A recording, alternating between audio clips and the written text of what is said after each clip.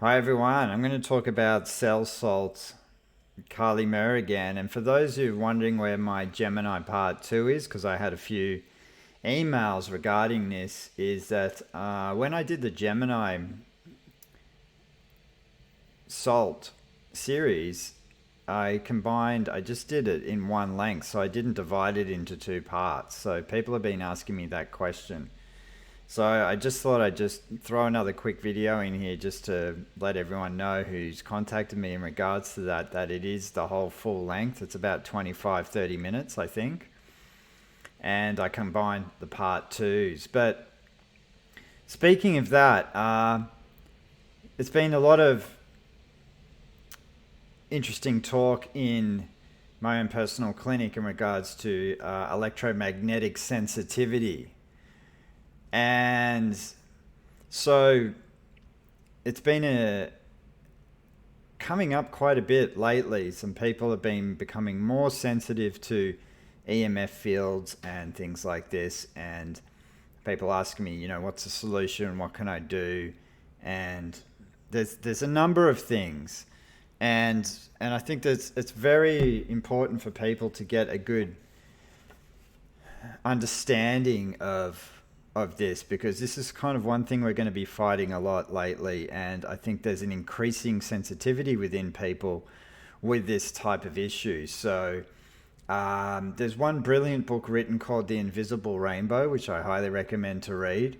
There's many others, but I think this one is a very, very, very incredibly good summary of how to manage EMFs and just become really aware of electricity and what it actually does to our bodies, because this is a very important issue now in this time when they're trying to electrify everything, and not in a good way. I mean, they're not going to use Tesla's tech, what he came up with, these kind of things, and we need to understand how to kind of combat and fight this battle within ourselves and for our families and things like this. And I think one of the best ways, there's many ways, obviously we need to tune our biofield up. There's many ways you can do this, but I guess the Tai Chis, the Qigongs on that cultivative level is really, really good. Obviously acupuncture is extremely good. I'm a little bit biased here because I'm an acupuncturist, but I mean, it's incredibly good.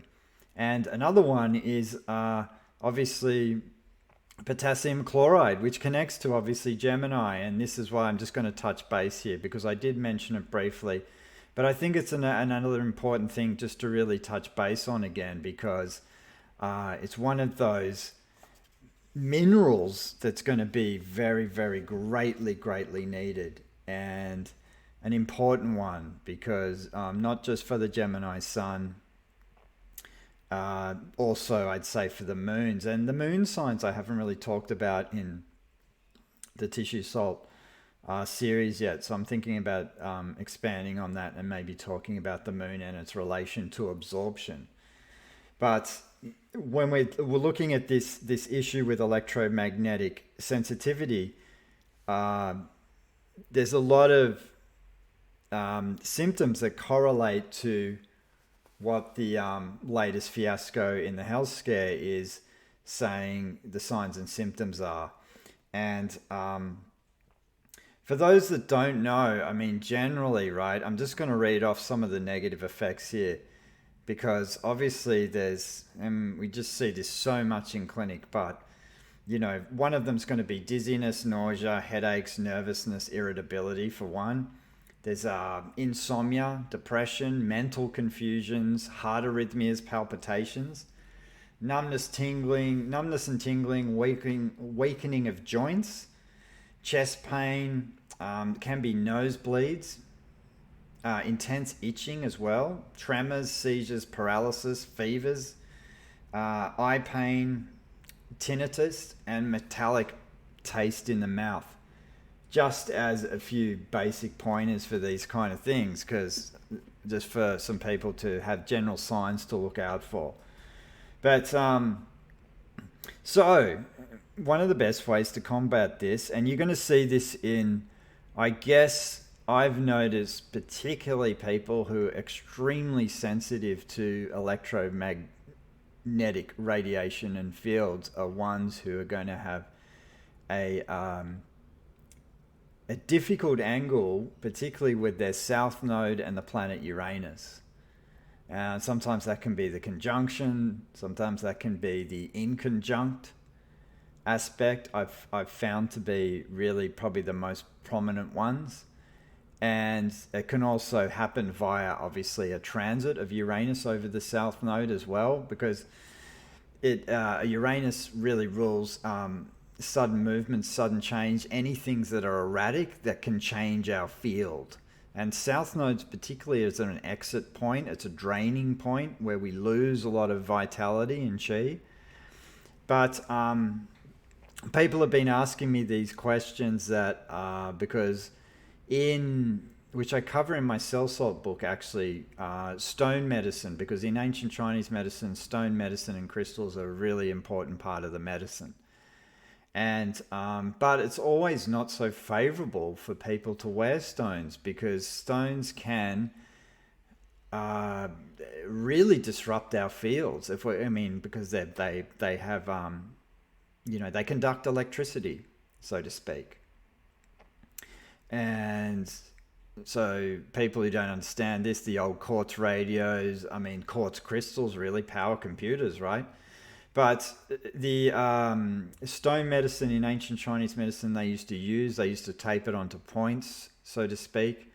But people ask me these questions. People come into clinic and they're wearing crystals, they're wearing stones, and they don't feel right wearing them. And they feel more drained. They can feel more fatigued, restless.